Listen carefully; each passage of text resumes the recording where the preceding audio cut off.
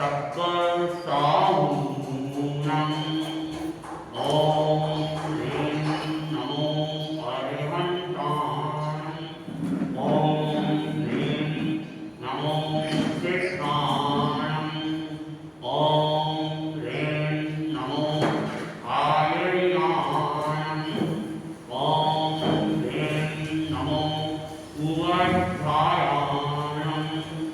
ओम ह्रीं नमो लोये सकल साहूनम ऐसो पंच नमस्कारो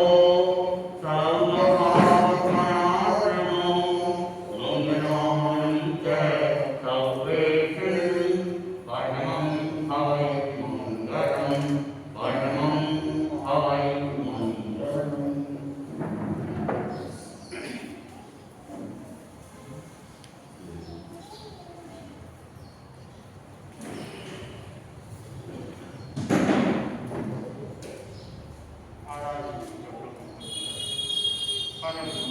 परम पावन आकाश की महिमा उन्हें इज्जत मन काम की करना ऊपर की ग्रहण के तो जीवन का भरोसा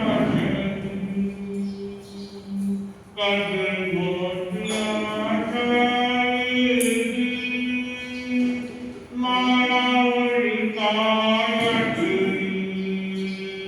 तेरे साथ में ही जाएगी जीवन का भरोसा नहीं कद मोतिया जाएगी काया के गुमान न कर ये तो मिट्टी का खिलौना है छाए मेरा होना नहीं लिखा भाग्य का होना है तेरा और मेरा खून जीवन ज्योति बुझ जाएगी जीवन का भरोसा नहीं कद मोतिया जाएगी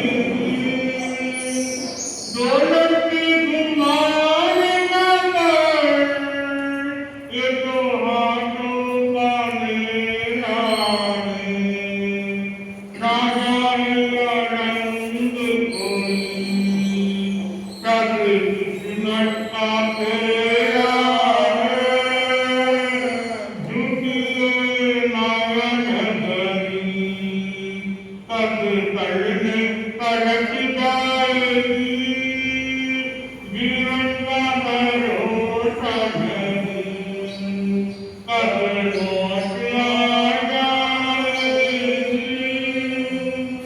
दो दिन का अंधेरा है सब माया का फेरा है जाए नहीं साथ कोई बुझ जाना अकेला है कड़क जब कटेगी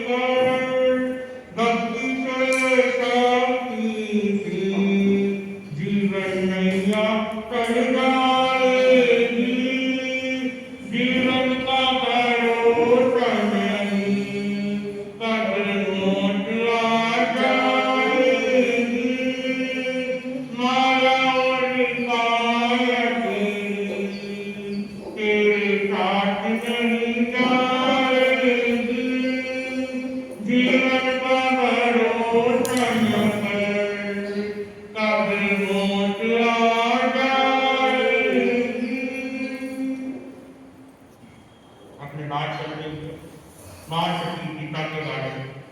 जब राजा जनक वापस अपने राजमहल से पहुंचता, तब मंत्री मंत्री रानी सब आती है, उससे आप कहाँ गए, आपका कब से हम ढूंढ रहे, इससे चिंता हो रही थी आपके बारे में, आप एकदम से कहाँ से गए। राजा को कोई जवाब नहीं हो कि वो पहले से चिंतित था कि सीता का स्वयंवर रचना ये कब हो, कैसे होगा, कैसे मैं अयोध्या नरेश के समाचार भेजूंगा, क्या सीता इसके लिए मान जाएगी।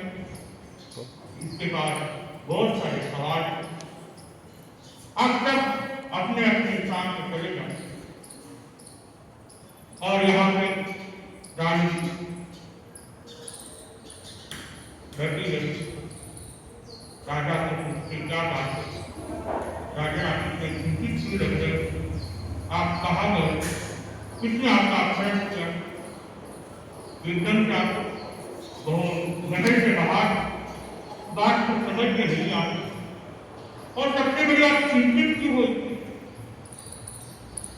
राजा ने कहा मुझे अपहरण कराया गया। विद्या राजा मेरा अपहरण करके अपने महल में लेके गया। ग्रामीण के मन में थोड़ी शंका होने लगी, कोई अपहरण करता है तो वापस क्यों भेजेगा, कोई तो उसकी मांग होगी, कुछ ना कुछ मांगा होगा या कुछ तो चाहिए होगा उसे, तो वापस भेज दिया। कोई ना कोई तो बात जो राजा को अंदर ही अंदर सता रही। राजा ने वापस निवेदन करती हुई, राजन क्या बात है, खुल के बताओ, अब क्यों इससे चिंतित हो, अपहरण का कारण क्या था और अपहरण करने वाले वापस क्यों भेज दिया। जब उसकी कोई मांग थी तो मांग करता, राज्य चले तो हित करता, राज्य लेता और आपको ऐसे ही वापस छोड़ दिया। ये बात कोई समझ में नहीं आती, आप जो भी बात है खुल के बताओ। इतनी सुनती राजा कहता, देखो बहुत बड़ी समस्या आ गई, इस समस्या का हल बहुत कठिन है, मुझे तो कुछ समझ में नहीं आ रहा। अब रानी की बेटे की बढ़ती रानी राजन बात घुमाओ मत, अब मेरे से रहा नहीं जा रहा, जो भी बात का खर्च कर रही था। नहीं मैं राजा कहता, राजा ने सीता का स्वयंवर की बात की, उसके पुत्र और मंदिर से सीता की शादी करा सकता। रानी जैसे की बात चौंक जाती, सीता की शादी, सीता की तो सगाई अयोध्या नरेश दशरथ के पुत्र के साथ हुई है, तो वापस शादी किसी और के साथ, ये कैसे संभव है। बात तो यही है, यही चिंता वाली बात। अगर सीता की शादी भावमंडल से नहीं थी, स्वयंवर नहीं रखा गया, तो जैसे मेरा अपहरण किया, जैसे कि जैसे सीता का भी अपहरण करके जिसके साथ जबरदस्ती की शादी किया जा सकता, उन्होंने झूठी तो राजन आपने क्या जवाब दिया इसका, क्या आप मान गए स्वयंवर के लिए।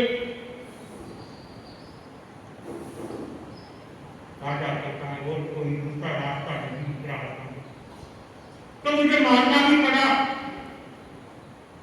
नहीं तो बेटी को अपहरण करके लेके जाती तो कब क्या हो जाता पता ही नहीं चलता। इसीलिए मैंने श्री की देवी स्वयंवर राजा उसके साथ एक ही प्रेम रहे बोल देता।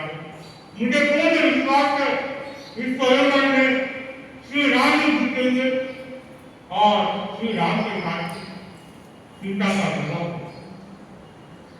अब रानी को थोड़ी सी हिम्मत आती, लेकिन सबसे बड़ा प्रश्न यह है कि इस बात के लिए सीता मानेगी क्या। राजा कहता है तुम जाओ सीता से बात करके आओ, फिर स्वयंवर की घोषणा करनी, लेकिन बगैर उनके पूछे अपनी घोषणा नहीं कर सकते। तुम एक बार सीता से बात करो, उसकी मन की बात जान लो, फिर हम स्वयंवर की घोषणा करते हैं। रानी सीता के पास पहुंचती, सीता के पास जाके कहती और रानी सीता से कहती है बेटी तुमसे कुछ कहना है, बोलो ना, क्या बोलना चाहते, क्या बात है, आप चिंतित लग रही हो, चिंता में लग रही हो, क्या बात है? कुछ नहीं, तुम्हारे पिताश्री चाहते हैं कि तुम्हारा स्वयंवर।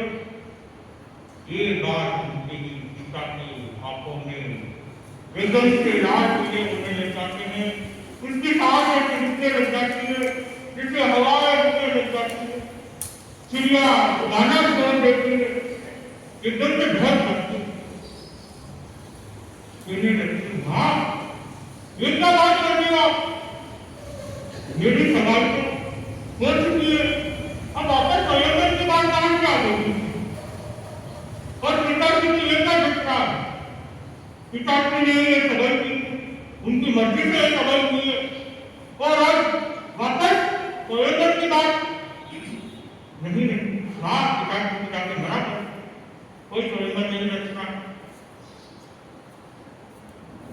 तो माँ उसे कहती है बेटी चिंता मत कर, तेरा मन नहीं है तो कोई स्वयंवर नहीं होगा, मैं पिताजी को मना लूंगी।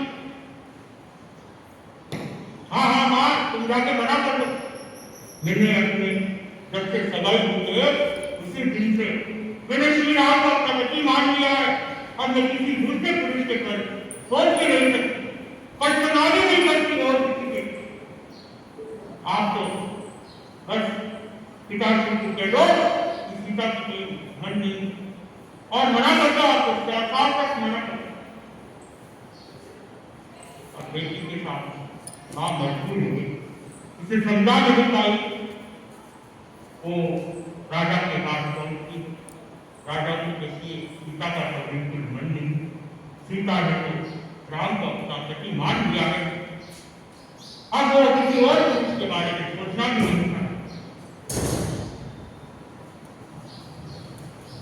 अब राजा ने कहा सीता को तो मनाना पड़ेगा, अब अपने पास दूसरा कोई रास्ता तो नहीं। तो रानी विश्वास दिला मैं कल वापस जाऊंगी, सीता से वापस बात करूंगी मैं। अब अगले दिन सूर्य दिखता, दिन का पहला पहर बीत जाता, राजा यहाँ चिंतन से बैठा हुआ था कि घोषणा करनी है, स्वयंवर की तैयारियां करनी है, जब तक सीता मां नहीं बनती तो हम स्वयंवर की तैयारियां भी कैसे करें। अभी तो सबसे पहले बात सीता की हार होगी, उसके बाद अयोध्या में तो जाना है, अयोध्या नरेश से बात करनी है, ऐसे ही स्वयंवर रख नहीं सकते क्योंकि सगाई वहां की हुई है, पहले सीता हां भरे तो दूसरा काम करे। रानी जैसे ही पहला पहल पूरा होता सीता के कक्ष में पहुंच जाती, सीता माँ को देख के पूछती है माँ आपने मना कर दिया पिताश्री को कि स्वयंवर नहीं करना है। माँ बात में आके गई, लेकिन मैंने पिताश्री से बात करी, राजन ने कहा है, राजन ने तो कल शाम में कुछ खाया पिया नहीं, बहुत कठिन हो रहा है, अगर ये स्वयंवर नहीं रखा गया तो बहुत कष्ट आने वाला है। तो उसने व्यक्ति माँ ऐसे कौन सा कष्ट आने वाला है, स्वयंवर नहीं रखा गया और रात भर में उन्होंने खाया भी नहीं पिया भी नहीं, ऐसी कौन सी चिंता सता रही है, और स्वयंवर से क्या लेना देना नहीं।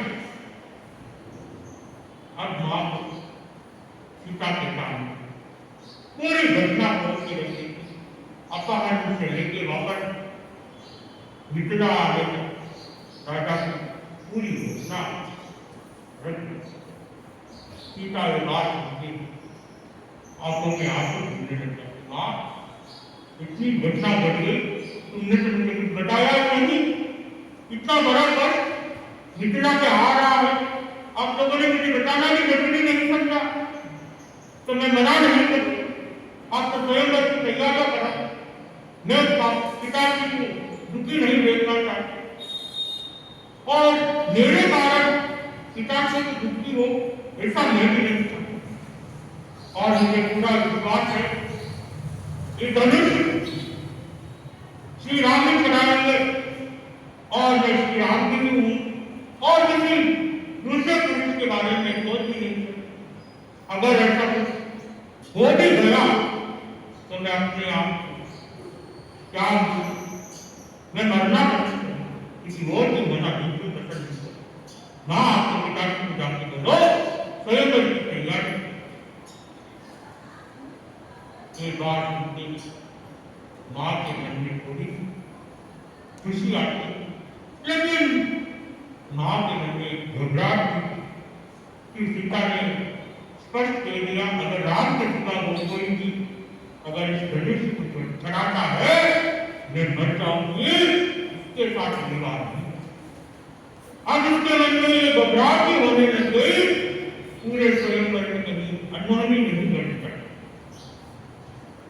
जब माँ सीता को विश्वास की जाती, देखो तुम्हारे पिता को पूरा विश्वास है कि धनुष में चढ़ाने वाला राम भी नहीं, और तेरा भी मन यही कह रहा है और मेरा मन भी यही कह, तो पूरा विश्वास के साथ कि राम ही धनुष चढ़ा सकता है और कोई नहीं।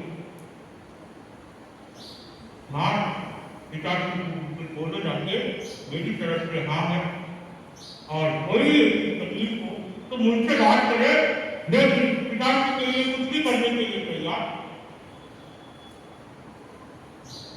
यहाँ पे खुशी खुशी से अपने मन में पत्थर रख के सीता स्वयं के लिए हाँ करती रानी कौन जाती है वापस महल में राजा के पास। राजा को कहने लगती है, राजा सीता ने तो आप भटके स्वयं की, आप तो स्वयं की तैयारी घोषणा करना स्वयं की। राजा ने कहता है इतना आसान नहीं है घोषणा करना, अगर मैं घोषणा करूं अयोध्या नरेश दशरथ कहीं सेना ने निमित्त करने नहीं आ जाए,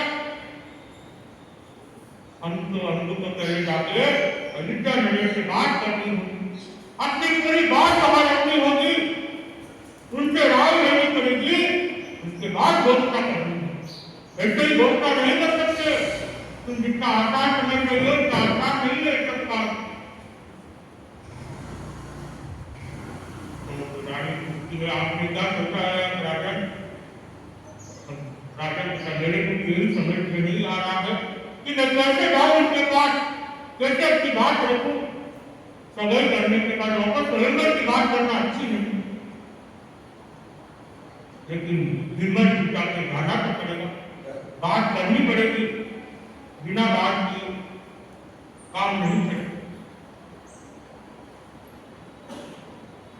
तो रानी पूछती कब जा रहे हो आप? राजन कहता है देखो कल से अयोध्या जाने का निर्णय किया और अभी मैं राजसभा हो जाता हूं और मंत्रियों को कहता हूं कि अयोध्या जाने के लिए तैयार हो जाए। रानी के और सीता अपने कमरे में हंसता हुआ फिरता हुआ चेहरा एकदम से मुद्दा गया, उसे चिंता होने लग गई, एकदम और उसके बीच में एक वो महामंडल कहां से आ गया, क्यों मेरी शादी उनसे शादी करना चाहता, क्या उसे पता नहीं मेरी सगाई हुई है? जब कोई लड़की किसी पुरुष को अपना पति मान लेती है तो वो दूसरे पुरुषों के बारे सकता नहीं। और जो होना है वो तो होके रहे, कौन टाले? मुझे तो प्रभु की आराधना करनी है। हम मेरी रक्षा प्रभु ही करेंगे और उसका ध्यान धरेंगे और उसे पूरा विश्वास होता है कि धनुष चढ़ाने वाला कोई रानी होगा और दूसरा कोई नहीं।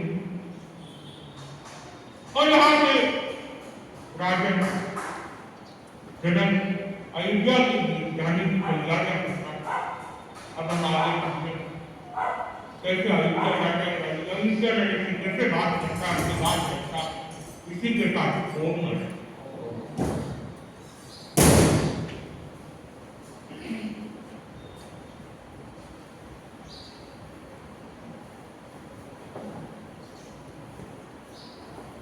बड़ी